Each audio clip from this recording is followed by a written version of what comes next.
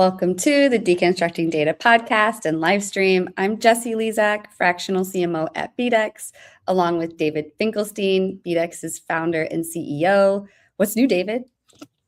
I don't know, Jessie, what's new with you? I like this new look where I'm trying to figure out, like, how did you get this view of you where you're not just like a talking head like me. It's like you're sitting at a desk. Right? I like I that. wish I could show you the camera, but I'm like, how do I put the camera on the camera? I'm actually at a Seattle Founders Capital Summit right now. I was a speaker at the event yesterday, and Reviting's live streaming the event. So I've rented some pretty cool equipment that I'm live streaming with today too for our show. Oh, Yeah. awesome. Oh, that's great. Yeah. Yeah, I mean, I like this. We should think about whether we can change up our view a little bit, because I kind of like that look instead Totally. of just Yeah. talking head, you know? Absolutely. And it's just this little like handheld, think of like the old GoPro. Do you remember those cameras, the little GoPro camera? It's like that, but it's got a cool little gimbal head on it. I don't know. I can nerd out on all this hardware all later, but I'm excited about today's episode because we had a last minute cancellation to someone having an illness, and the team put out a request, and I was so excited when I heard that Eugina Jordan is coming on the show, because Eugina and I have a TikTok streak going. So if anyone knows what a TikTok streak is, I didn't know until I started chatting with Eugina. But if you DM someone back and forth long enough, they call it a TikTok streak, and then you get points. And so we kind of just kept it going. And so, yeah, we're talking on TikTok every day. So I'm so excited to bring on Eugina to today's show. So today we are excited to welcome on Eugina Jordan. She is the CEO and co-founder of YOUnifiedAI. Welcome to the show, Eugina. Thank you for having me, Jessie and David.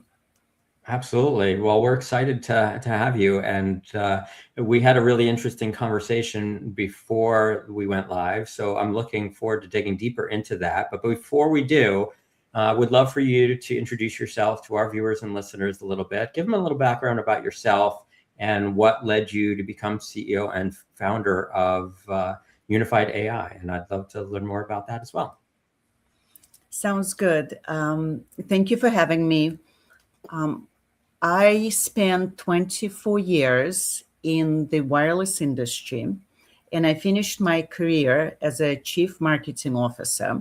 And throughout my career, I helped take companies public. I helped launch new brands. One of them was the most amazing experience at Cisco Systems in 2012. And in another startup, I created a new market category called Open RAN. I ideated 12 patents. And then I felt that I had another startup left in me. And I was looking for a problem that I can solve. And what I realized, and that's what we were talking about backstage, is small to medium-sized businesses and enterprises. They have a lot of tools in their tech stack. Sometimes it's as many as 10 to 15. It's your QuickBooks, it's your HubSpot, it's your ChatGPT, Excel, Gmail, or Microsoft. And none of those tools talk to one another. So customer experience suffers because customer deals fall through. Invoices don't get paid. So we build a platform for non-technical people that connects all those apps and gives small business owners, founders like me, ability to understand what's going on with their business across those pillars: revenue, cash, and customer, in simple ways. And that's what we do. We're launching in 4 weeks. That's awesome. That's exciting. And it's exciting for us to sort of be a small part of your launch and help get the word out there as well. And as I said, before we went live, when you described that, what YOUnifiedAI does, I immediately saw an opportunity for us as a customer, because we're constantly dealing with those kinds of things where systems are not talking to each other. And like I gave as an example, where our engineering team might be working on a project or a request from a client and not even know that the client has outstanding invoices, and like they should not be doing work for a client that has outstanding unpaid invoices. So being able to sort of connect all of those dots so that, for example, when a ticket is created in Jira and the engineer pulls up the ticket, for them to be able to see that there's some sort of flag that tells them that they shouldn't be working on this ticket until this invoice gets paid, gives them an opportunity to let the client know and let us get paid, in a timely manner. And I think that's a perfect example of how I see being able to use a product like yours. So I'm excited about it, but I'm also excited about digging a little deeper into it. So let's jump into the topics. The first topic is data consistency and cleansing for reliable AI systems. So talk to me a little bit about this one and how this ties into what you guys are doing. So David and Jessie, I lived this as we were implementing and connecting different apps. I lived that nightmare because when you work with different apps, some different companies might call a customer record a customer. Other apps might call it a client record. It's the same thing. It's a customer. Mm-hmm. So, and that's the biggest challenge, normalizing that data, understanding that different words might mean the same thing.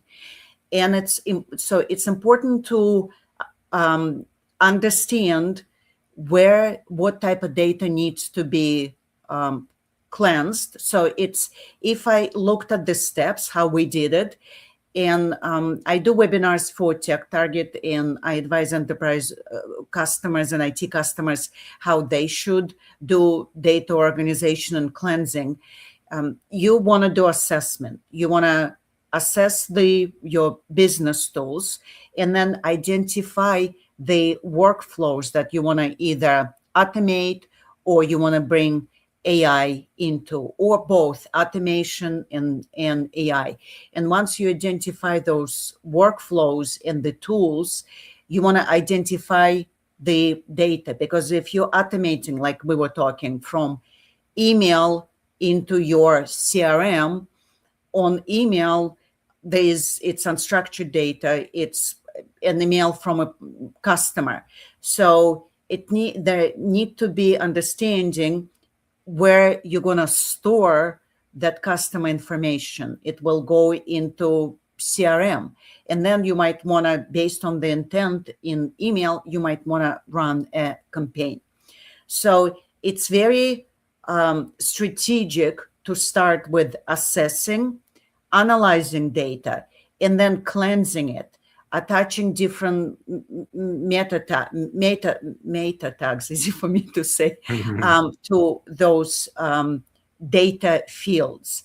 And unfortunately, it requires human intervention.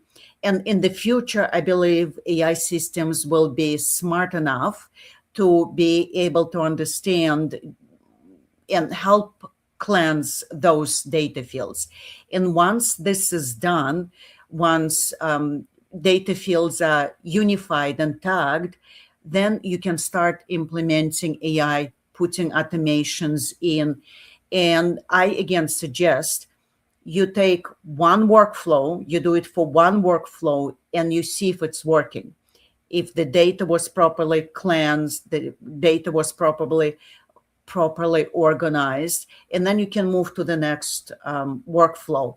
And I also suggest putting KPIs, attaching KPIs, because obviously things need to be tested, and KPIs should be 90% success rate. If you cleanse the data, organize the data, and attached customer and client, it's the same.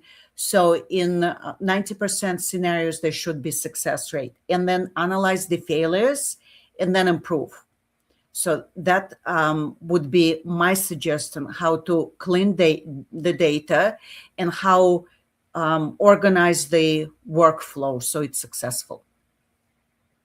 Yeah, it's you make a great point in the fact that AI is making this a lot easier today, because before AI was so readily available, I remember having clients in the automotive space, and it's an interesting space because when you're dealing with different vendors of data in automotive space, some use the term automotive, some or automobile, some use car, some use vehicle. And so like there's so many different terms, and we would have all of these data taxonomies that didn't line up because all of these different terms. So we had to create this mapping to enable our systems to be able to communicate with each other. But today, like most recently, like we've built an AI interface to data segments where you can literally type in, I'm looking for data segments relating to BMW automobiles, and it'll find all those segments that are labeled as car or vehicle, just because the AI has the knowledge to understand automobile, car, vehicle. They're all the same. So it's definitely come to a point now where data cleansing and being able to create consistency in data is a lot easier because of AI. This was a lot more challenging in the past. Definitely. Mm-hmm. Yeah. What would you say is the most like actionable advice you could give to a small to medium sized business or even an enterprise that is getting started with a data cleansing project? Like, what do they need to do to make that happen? And maybe that gets us into the next topic, which is structured versus unstructured data. But what actionable advice would you give them? It's a really good question, because bringing AI for the sake of AI, because AI is everywhere right now, generative AI. It's not the right way of doing things. So you need to, I'm going to go back, you need to identify workflow. Like, for example, David said, let me build on that workflow. You're searching for BMW cars, and it will come up. So, and the workflow might be find the BMWs certain year with the recall, so you can email customers on the recall. So, and then see how many customers came to the dealership for the recall. So this is a workflow. So you cleanse the data, because some of those records, if they especially 10 years old, they might be using different terminology. So identifying the workflow and then cleansing that data as a part of the workflow, and then measuring the outcomes, how many customers came to the dealership. That's the key, because again, cleansing data for the sake of cleansing, it's not helpful. Yep, that makes perfect sense. Yeah, I've never heard anyone explain that before. I always thought it was always good, it's like cleaning the kitchen. It's always good to clean the kitchen, right? Like cleansing data, we shouldn't always cleanse the data, huh? Nope. Okay. Good to know. Well, structured versus unstructured data strategies for enterprise AI. I remember when I first started working with BDEX, one of the first blogs I ever wrote, this was 3 years ago when we were still doing a lot of blogs, was about structured versus unstructured data. And it really is sort of like, I feel like a baseline part of data that most, I don't know, maybe marketers, obviously the data engineers are thinking about it. And it's just like a common everyday thing. But like, what would you say to, the marketers and all of this? And as you kick off this topic, that's what I'm really curious you would say about structured versus unstructured data strategies for enterprise AI. So again, I've been living structured, unstructured data and trying to understand how it works as we're building our product. So what's interesting about unstructured data, and let me give you an example. Unstructured data is your email. So what's interesting with unstructured data in your emails, it always shows the intent, because humans write those emails and there's tone. So let's say you have a customer X, and a customer is in the CRM, and that which is structured data. There is fields, name, email address, amount, deals closed, and whatnot. So it's all nice, clean, structured. And then you start a campaign with that customer, and then the customer doesn't reply to the campaign email, the customer, she or he, replies to the CEO, because the CEO, it's a smaller company, they sold that product to the customer. And the customer replies saying, I know I got the email from you about having upgrades. I'm not happy with what's happening in my system right now. Customer never opened up a ticket. Customer never complained. But it shows in that unstructured data and email that the customer is not going to renew. And it didn't come to the email that goes into the CRM. He didn't reply, or she didn't reply to the campaign. They replied to a human. So that's why marketers need to pay a really close attention to that unstructured email, to replies on social comments, because that's unstructured data as well. So if I would classify structured and unstructured data, unstructured data, it's humans expressing their concerns, expressing their thoughts, their how they interact with the brand. So, and there are tools, there are social listening tools that capture that.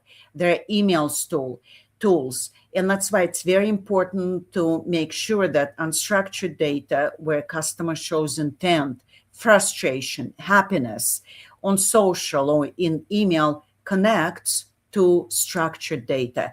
Because we want, as you know, CEOs or marketers, we want to keep our customers happy. Mm-hmm. Yeah, definitely. Yeah, I think what you're saying is that it's important to have a strategy for both, right?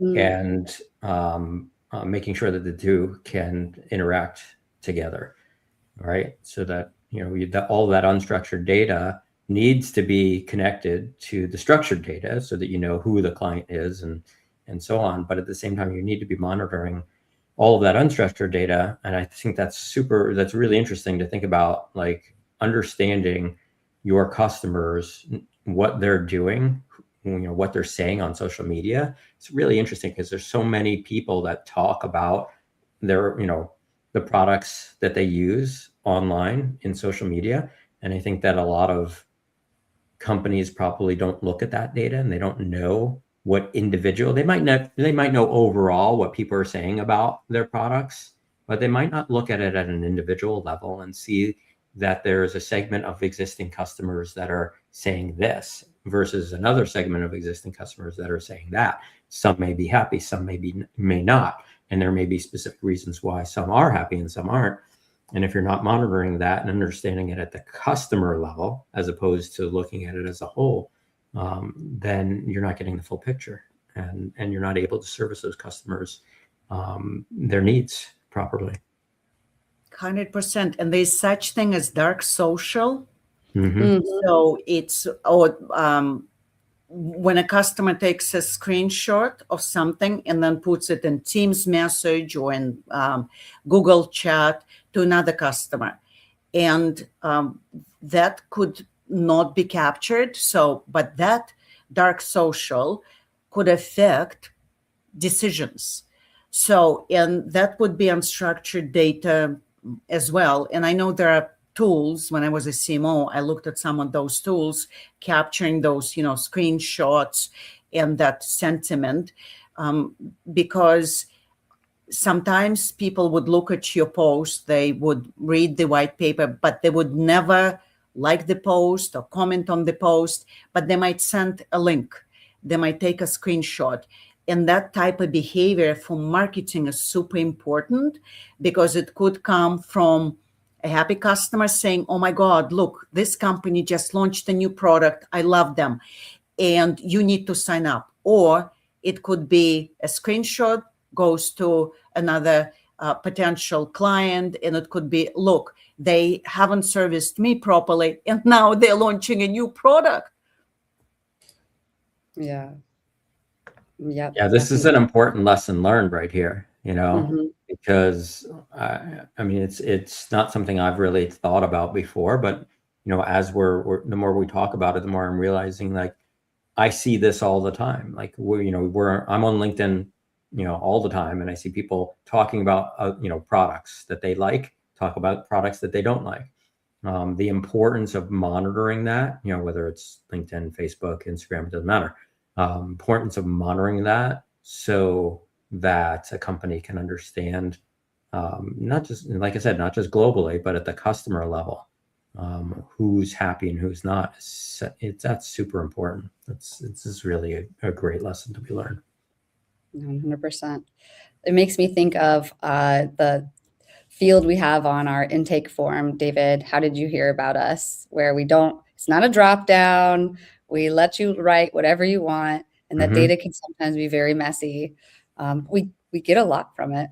I think it's, and that's where dark social gets captured, is by letting the people just talk. You got to get that unstructured data. So anyway, anything more on unstructured versus structured? I guess we have it structured versus unstructured data strategies for enterprise AI, Eugina? So we can separate small to medium-sized enterprise and large enterprise. So I would look at it from the workflow perspective again. So let's say it's a finance workflow or invoice customer payment workflow, or there's a marketing workflow. Structured and unstructured data will be very different. With finance workflow, it will be mostly structured data. You send in, customer bought something, you send them an invoice, they pay, and then there might be a ticket or an email. So that workflow is very easy to automate and extract insights, assign KPIs. So bringing AI into this type of workflow is very easy. Marketers, as a former marketer, it's very hard to automate workflows where there is so many unstructured data aspects come in. Emails, social. So the workflow needs to be around customer journeys.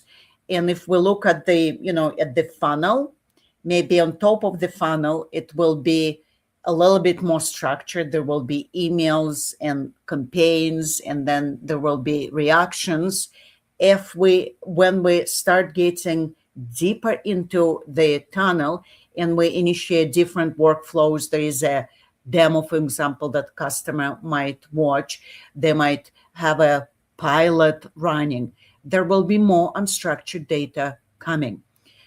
If it's a demo, I would recommend asking for the permission and maybe scripting it, and then looking at and analyzing the transcripts, what was said in the demo, because when we're presenting the demo, we get excited, and then we look at our notes. Oh, what did they say? So that's important. Capturing what they said, how they said it, where it was said. And as we go to the end of the tunnel and the customer is ready to make a purchase, that's where unstructured data becomes very important. And that's how the workflow needs to be structured. If there's a demo in the workflow, so we captured the lead is interested, then there's a demo. And this is where the unstructured demo and analysis comes in. And there are tools that would analyze the transcripts, analyze the emails, and then the customer makes purchase, and then again, unstructured part of the data process comes in. What did they say on social? If we send them the survey, what was in the survey? So it all depends on where the customer is in the journey, in part of the funnel, and what the workflow we're initiating with this customer. And that's how marketers or any organization needs to build it. Identify workflow where there's a lot of unstructured data, when there's not a lot of unstructured data, and then put the checkpoints where the unstructured data will come in and how it can be interpreted. So for the customer, the experience is smooth and they're happy with their journey with our company or anyone's company. Yeah, and I think that was a really good segue into our next topic, actually, because activating intent signals from fragmented data. So it sounds to me like as we get through that funnel, we're seeing intent signals that we need to activate. And so I'd love to get your thoughts on this topic as well. So I spent a couple of last days, Tuesday and Wednesday, meeting with investors. There's this conference in Durham in North Carolina. And I was meeting with investors, and it was the first meeting, and I was looking for the intent. So, and we can apply this to any, the customer journey. What I was looking for, if there was a match, what kind of founders they're looking for, because I know what kind of founder I am. I am a very capital efficient founder. Is it a fund that looking for capital efficient founders? Do they invest in my location?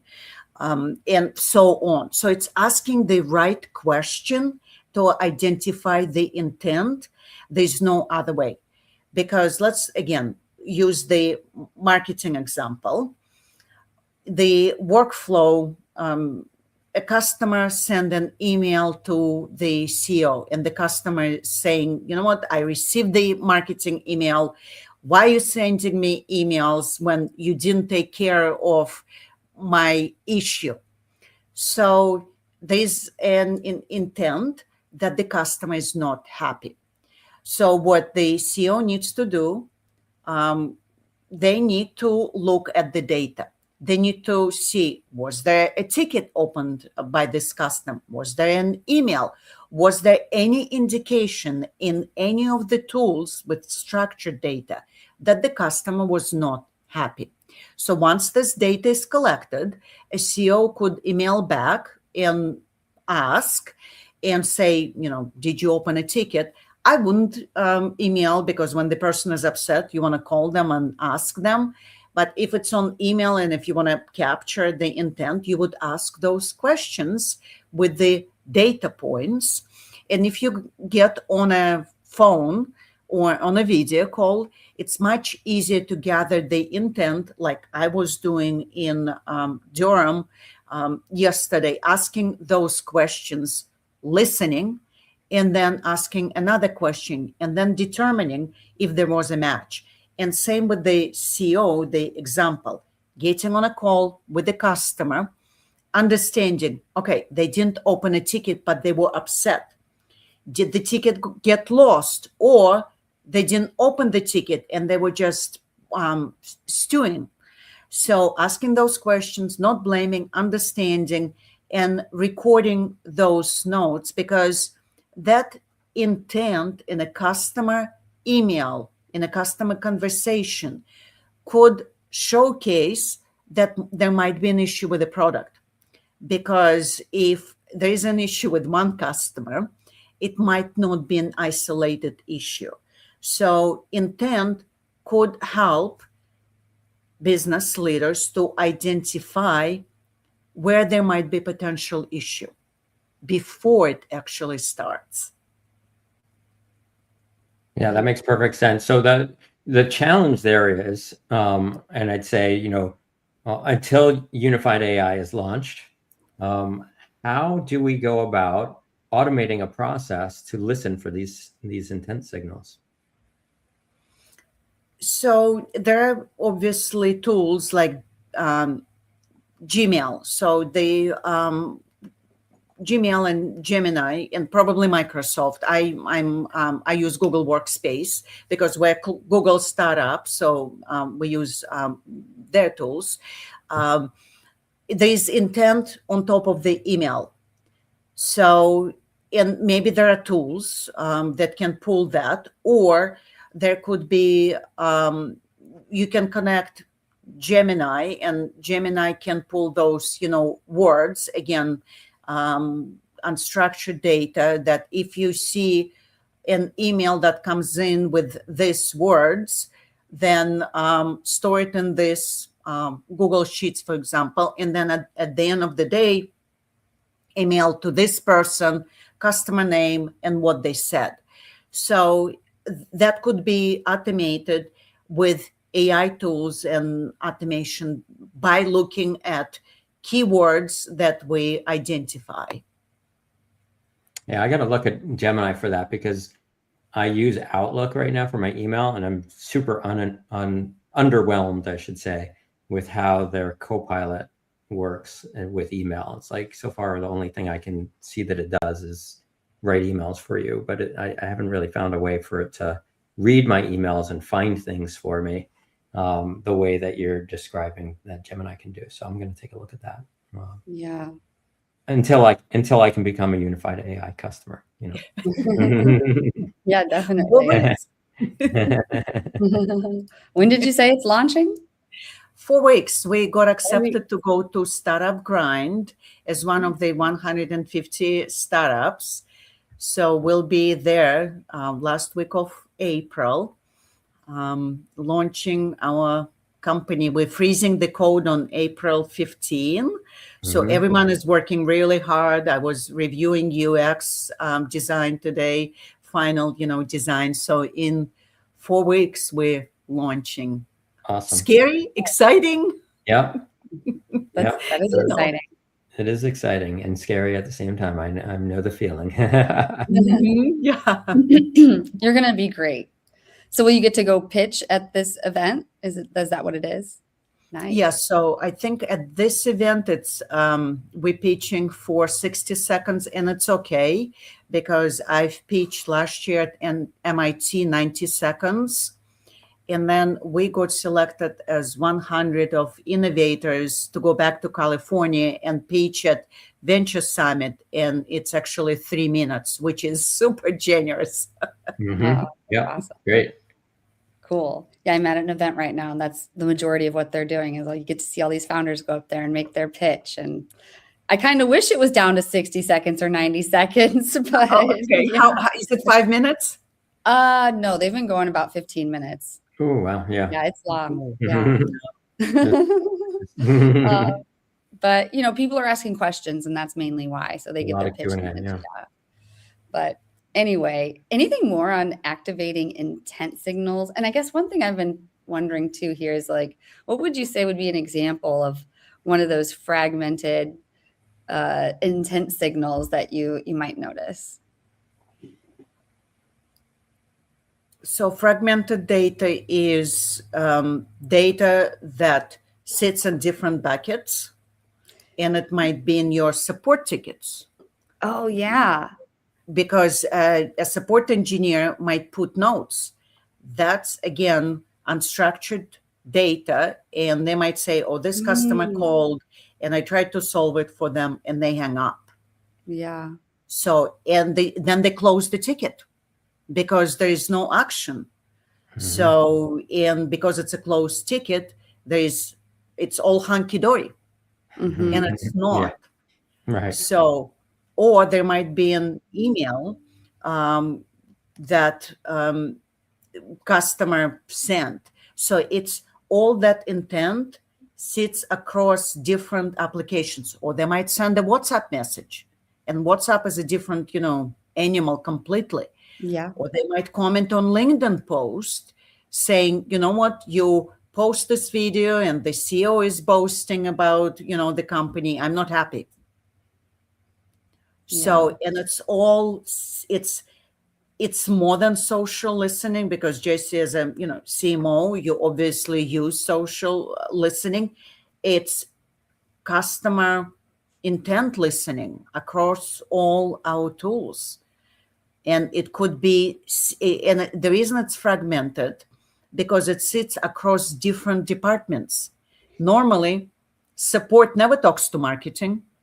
And marketing, so they close the ticket because the customer hang up. And the next day, marketing might be running a campaign to that customer. And then the customer would say, and they would email the CEO. And then the CEO has to fix it. So if we captured that the customer called and hung up because they were so upset, and what we tried to fix it with that ticket, it wouldn't escalate if we read all those signals and intents that sit across all those fragmented systems. Yeah. I have that problem with Slack, because I have engineers that when they're helping a client with an integration, they create a Slack channel. And so now they're having a direct conversation with the client and the technical team on the client side, but none of that is going into Salesforce. So nobody in sales knows that this conversation is going on. No one in marketing would ever know that, obviously. So if there is an issue, no one on that team would even have any idea what's going on in that conversation unless they were invited to that channel. But even if they're invited to that channel, they then have to sit there and monitor that channel, because it's not in this unified location where sales is using Salesforce or whatever. So these systems need to talk together, talk better, and it needs to be more unified like that in order for that to happen. Absolutely. 100%.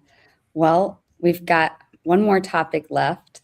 I'll transition us into that now. And this is something that we ask all of our guests that come on Deconstructing Data.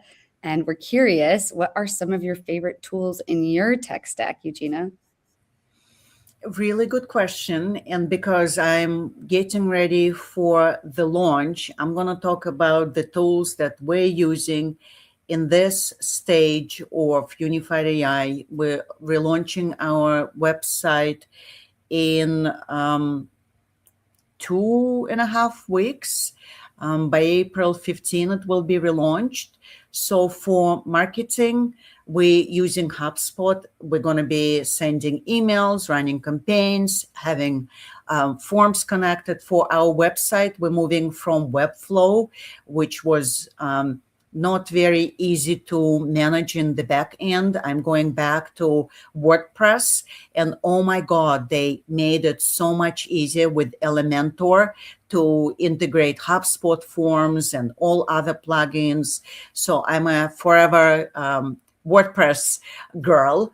So that's on the website front. We're Google startup. So we're using all the Google tools. We're using Gemini because we have credits for LLMs in our platform. I use Gemini for anything else to help me review for consistency some of the documents I write. Though for emails, I always go to ChatGPT because ChatGPT is really good in fixing the tone. And I always ask, am I complaining too much in this email? ChatGPT is fantastic. So it's Gemini. And another Google tool that I just fell in love with, Notebook LLM. As a former marketer, it took me in the past days to create graphics, create videos, and my UX and UI designer, he's so talented. I'm so happy with the work he's doing. So he trained Notebook LLM on our brand, tone, voice, messaging, and we produced a whole bunch of graphics for the new website and videos in our tone and our voice. And in the past, it would take days and would cost a lot of money. And now Notebook LLM creates us this fantastic brand assets. So I'm truly, truly addicted. That's good to know. That's one I haven't tried yet. So I'm going to have to check that out. I made a note of it. I have a code if you want to, move to Google Workspace. I have a code for you. Send us the code. I'll check it out for sure. Yeah, definitely. Awesome. Well, we appreciate you sharing that with us today. That was excellent. Yeah, absolutely, Eugina. Really appreciate this. And I guess, in closing, would you like to let listeners know how they can reach you? Absolutely. So Jessie already mentioned we're on TikTok. Eugina Startup Founder, it's my TikTok channel. I post about AI and what it means for founders. Like, for example, the news yesterday, not yesterday, from a couple of days ago, Apple not allowing vibe coding apps into the Apple Store. It's very important for founders because they need to rethink their App Store strategy. So I post things like that. So TikTok, Instagram, I post some fun reels there, experience, and a little bit side of me. LinkedIn, obviously, I have the largest following across from other channels on LinkedIn. And I post different things on there. I have a YouTube channel I've been growing, and I'm excited that I posted something about Microsoft Health because they announced it 2 weeks ago, and Microsoft Copilot commented, so my following shot up. So I post AI videos on there as well. So all the regular channels, Eugina Jordan, picture, my face. And I appreciate people connecting with me, commenting on my videos, because I'm a one-woman show right now. I produce these videos, and here I edit them with Opus Clip. Oh my God, that's another tool. I love Opus Clip. Yeah. Incredible. Like, I can edit YouTube videos in there. I can edit TikTok videos. Like, I swear by Opus Clip. I tried other tools, and there's I'm forever Opus Clip girl as well.